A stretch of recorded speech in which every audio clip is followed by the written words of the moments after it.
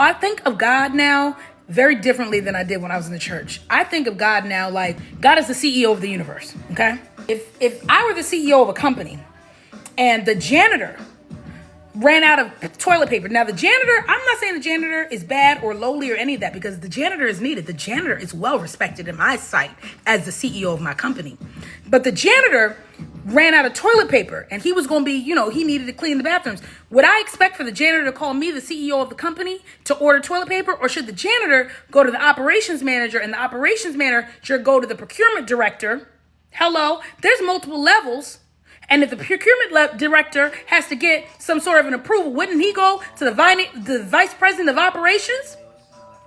And after the vice president of operations, maybe there's a chief operating officer. And after that is when the CEO would be involved. I look at God as the CEO of the universe. So you may have your ancestors. If you are in an African traditional religion, say of Isheshe, you may have Orisha. If you're in Vodou, you may have Loa. You may have very angels, saints. There's so many intermediaries that the CEO of the universe has given directive and authority to.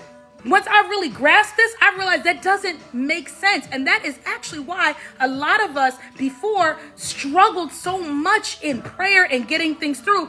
Now, some of us did not, because we may have had a gift of intercession and prayer, which really means the gift to understand how to conjure and how to move energy, which means that we were likely accessing intermediaries and did not know. We were talking to ancestors and did not know. When I realized that the ongoing dialogue in my mind and around me that I heard in my ear all the time that I thought made me damn crazy was really ancestors, the light bulb went on. You know how much I'm like, God said, God said, God said. You think the CEO of the universe is saying that to everybody? He ain't got better things. They ain't got better things to do. You think we sitting in our car talking about, well, God, I need you to start my car, God. And you think the CEO of the universe is starting cars?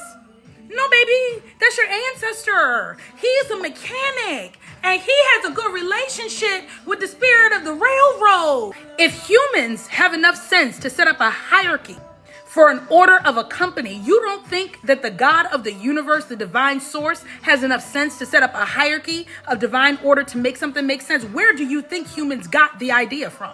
God has a team.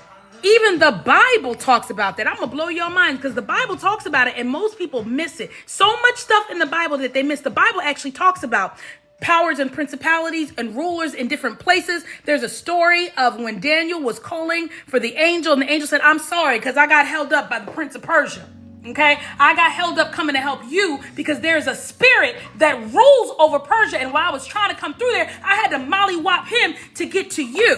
So that's a messenger. That's an intermediary. Now, secondly, when Jesus went to go heal the man whose daughter was ill, and he said, my daughter is ill. Will you heal my daughter? And Jesus was getting ready to be on his way. And he said, hold up, Jesus. I understand. You're just like me. I'm a man with many who are under my authority. And I tell this one to go and this one to come, and they do what I say. So since I understand how order works, I understand that you have authority in the spiritual realm. And so what I want you to do is speak the word and say what's going to happen. And I know it will be because I understand there is hierarchy in the spiritual realm, just like there's hierarchy that I own in the natural realm. It's in the Bible. It's in the book. The idea that we have to demonize that, walk away from that, or have vitriol for that makes no sense other than that somebody doesn't want us to live in our own truth and our own power.